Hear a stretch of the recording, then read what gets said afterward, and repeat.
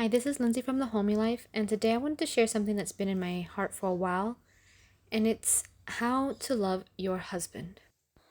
And this came to me while I was preparing dinner. Now, my husband works away for 3 weeks at a time, and he came home, and I was cooking up some soup while I took the kids out and making some brownies as a dessert because I wanted to please him. And then I realized that normally this would actually make me really angry, and I would expect him to either make dinner because he's been gone for 3 weeks, or I would expect him to take us out so that I wouldn't have to cook again. But instead, I was finding great joy in being able to prepare a nourishing meal for my family and treat them with a snack, and they had no idea what they were going to have tonight for dinner. And you will be able to find both of these recipes, by the way, on my blog. I'll have the link below for a traditional chicken noodle soup and such good brownies. Now, to get back on topic, one of the Bible verses that goes through my head is Proverbs 21:9. That it is better to live in a corner of the housetop than in a house shared with a quarrelsome wife. And I just want us to stop and think about that for a moment. It's better to live in a corner of a housetop than to live with a quarrelsome wife. That's how hard life can be. It is more enjoyable to live on a roof with the horrible weather than with someone who's ready to just bicker and argue with you every chance they get. And I have to sadly admit that I was definitely one of those women who would bicker every chance I got. I could nitpick and find anything to criticize him about. And it was because, I wanted attention or I felt I was doing more than him. It didn't really matter really why I was doing it, but I was doing it.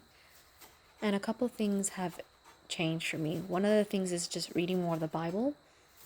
And there's so many verses in the Bible about holding your tongue and stopping, just to learn to stop speaking because it just leads to sin. And one of the other verses I like is Proverbs 18:21, which is death and life are in the power of the tongue, and those who love it will eat of its fruit. So are you speaking life or are you speaking death?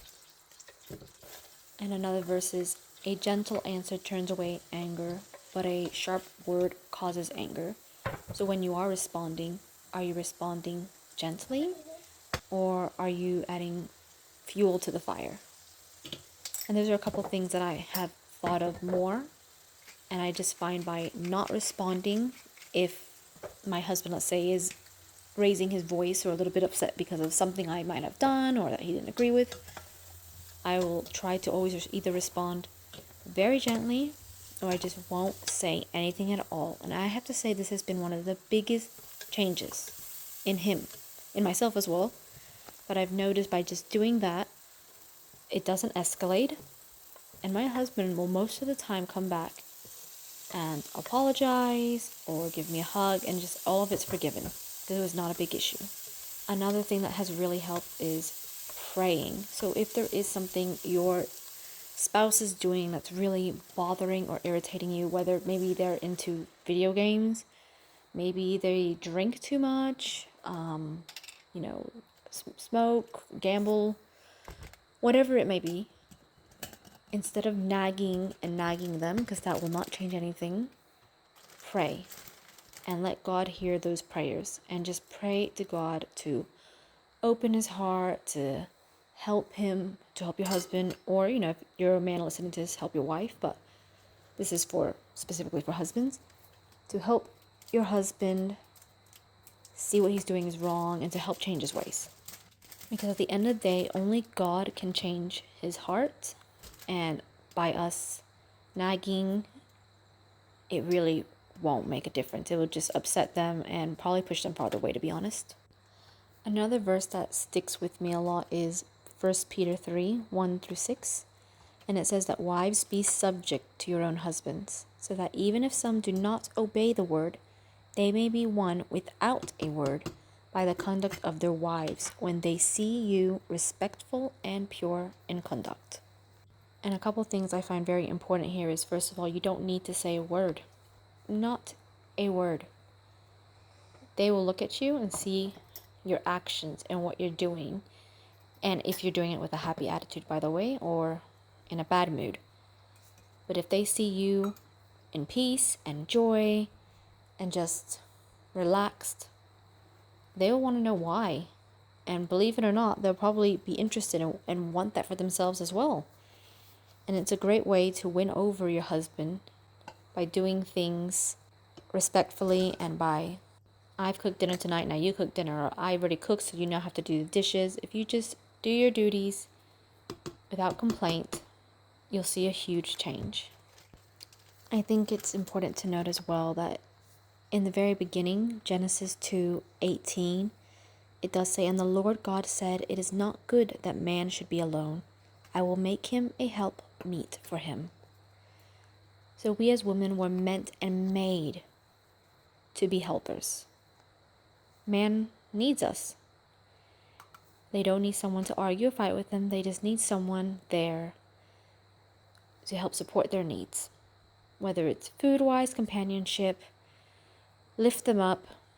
We are to be their helper, and that's what God designed us to be. And when I say that, don't think of yourself as a doormat or someone who can just get used.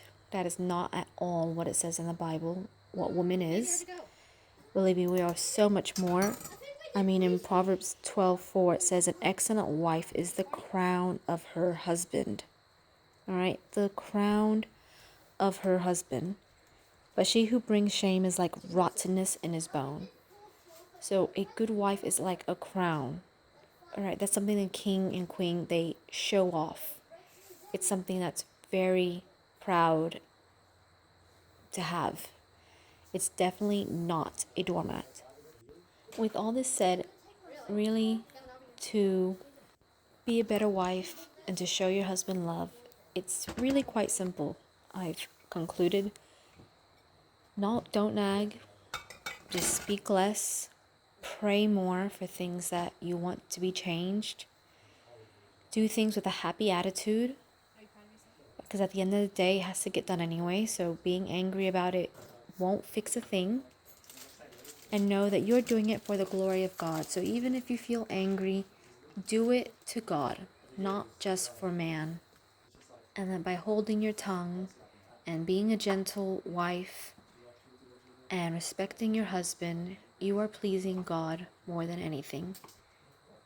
Now I'd like to just leave you with one more verse, which is Proverbs 31:10-12. And it's, "An excellent wife, who can find her? She is far more precious than jewels. The heart of her husband trusts in her, and he will lack no gain. She does him good and not harm all the days of her life." Is this you? Is this what you would like to be? That is my goal, I know, and something that I'm trying to strive for. And I hope with all this is just encouragement. There is no perfection. Nobody is perfect. We can only try our best, and everyone has to start somewhere. So start with reading your Bible and praying to God, and you will find the answers you need. I hope you found this encouraging, and I will see you again in my next video. Make sure you like and follow along for more recipes and homemaking tips and advice. Have a lovely day. Bye.